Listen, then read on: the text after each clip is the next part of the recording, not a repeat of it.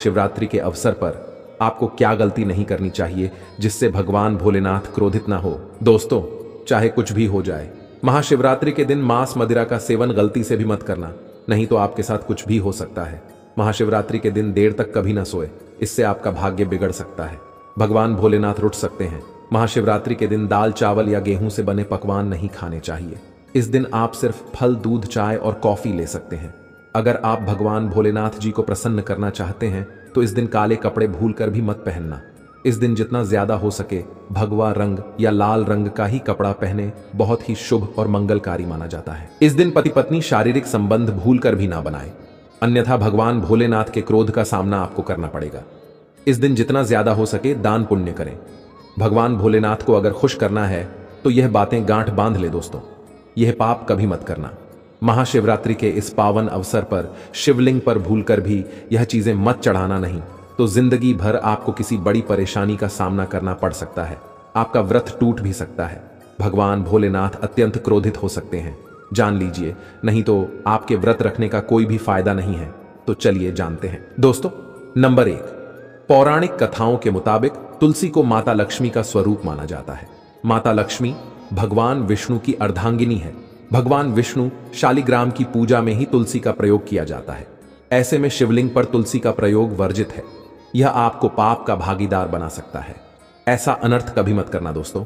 Number 2, सिंदूर एक प्रकार से श्रृंगार की वस्तु है जो सभी देवियों को चढ़ाया जाता है, परंतु भगवान भोलेनाथ बैरागी हैं और वह महाकाल है, इसीलिए उन्हें सिंदूर नहीं चढ़ाया जाता।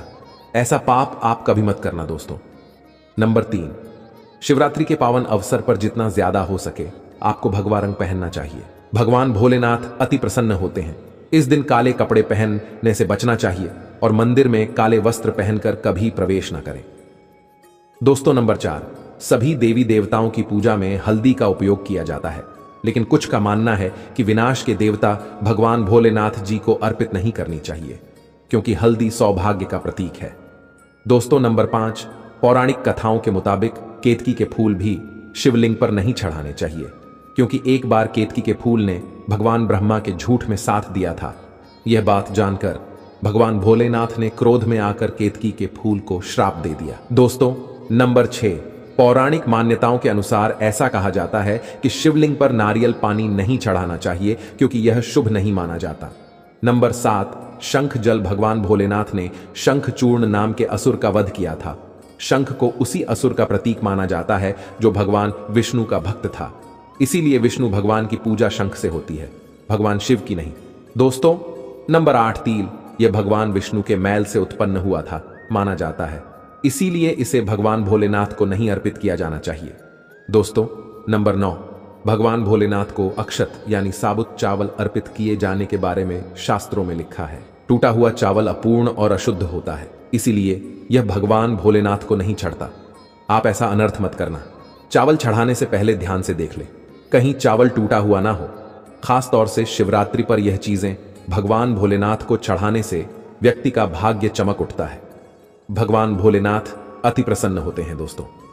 नंबर 11, गंगा भगवान विष्णु के चरणों से निकली और भगवान भोलेनाथ की जटा से धरती पर उतरी है, इसीलिए सभी नदियों में गंगा परम पवित्र है। गंगा जल से भगवान भोलेनाथ का अभिषेक करने से मानसिक शांति और सुख की प्राप्ति होती है दोस्तों। नंबर 12, गन्ने का रस प्रेम का प्रतीक माना जाता है। शास्त्रों में इसे बहुत ही पवित्र माना गया है दोस्तों। नंबर 13, 3 पत्तों वाला बेलपत्र। 3 पत्तों वाला बेलपत्र जो कटा फटा नहीं हो, ऐसा भगवान भोलेनाथ को चढ़ाएं। 3 पत्तों वाला बेलपत्र ब्रह्मा विष्णु महेश का प्रतीक माना जाता है। महाशिवरात्रि के अवसर पर बेलपत्र अर्पित करने से शिवलोक की प्राप्ति होती है, ऐसा पुराणों में बताया गया है दोस्तों। नंबर 14, धतूरे के फल के समान धतूरे का फूल भी भगवान भोलेनाथ को प्रिय है। इसका कारण यह है कि यह सफेद होता है और औषधीय कारणों से गुणकारी होता है। मानसिक शांति के लिए धतूरे के पुष्प को शिवलिंग पर अर्पित करें दोस्तों। नंबर 15, ग्रहों के अशुभ प्रभाव के कारण घर में सुख शांति की कमी और आर्थिक परेशानियों को दूर करने के लिए महाशिवरात्रि के अवसर पर भगवान भोलेनाथ को नाग नागिन के जोड़े समर्पित करें।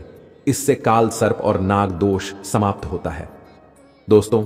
नंबर 16, भगवान भोलेनाथ के सिर पर चढ़े विष के प्रभाव को दूर करने के लिए धतूरे का प्रयोग भी किया गया था। इसीलिए भगवान भोलेनाथ को धतूरा भी प्रिय है। महाशिवरात्रि के अवसर पर शिवलिंग पर धतूरा अर्पित करें।